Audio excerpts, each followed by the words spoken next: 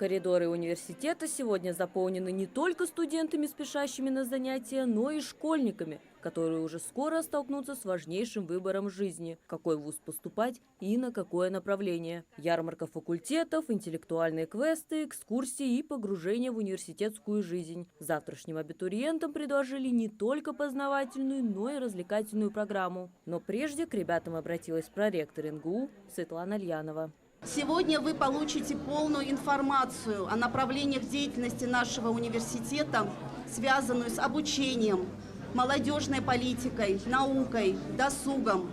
Узнать подробнее о преподавательском составе и перспективах карьеры, а также новых требованиях, правилах приема на 2025 учебный год.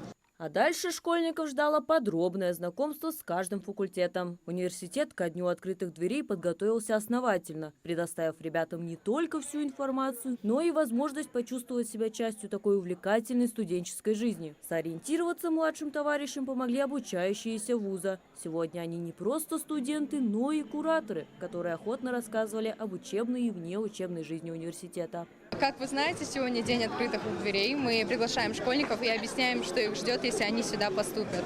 Какая будет интересная студенческая жизнь и вообще в целом, как будет проходить их учеба в этом университете. В целом очень нравится, как тут преподаватели преподносят материал.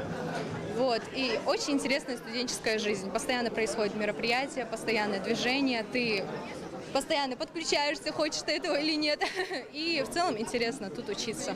За дверями практически каждого кабинета школьников ждали студенты и педагоги, которые подготовили лекции и интерактивы. Тем, кому интересна экономика, предложили пройти викторины и квесты, принять участие в дискуссиях. А будущим юристам показали, как проходит судебный процесс. Дальше всех пошел исторический факультет, создавший антураж прошлых веков. Ребятам предложили почувствовать себя королями, которые принимают важные для своего государства решения.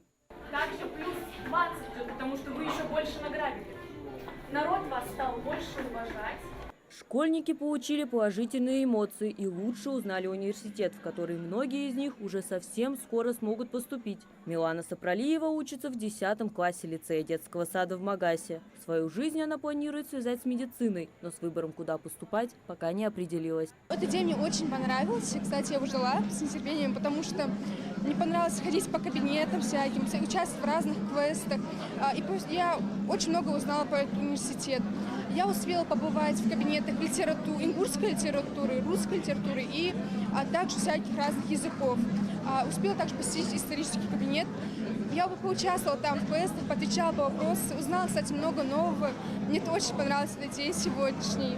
Микаил Дзейтов – кадет. Свою профессиональную жизнь он хочет связать исключительно с военным делом. Хоть Микаил и планирует поступать в иногородний вуз, в дни открытых дверей Ингушского госуниверситета принял активное участие. Сам после учебы планировал на военный поступить в Новосибирск. Понравилось мероприятие, хорошее, много людей, все прекрасно проходит.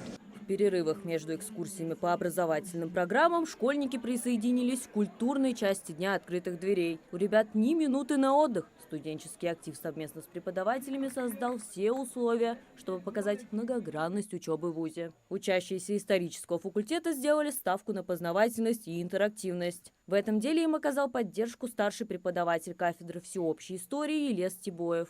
Подготовили план мероприятий, запланировали план мероприятий, и каждый курс двух специальностей, это специальность кафедры всеобщей истории и отечественной истории, подготовили план мероприятий.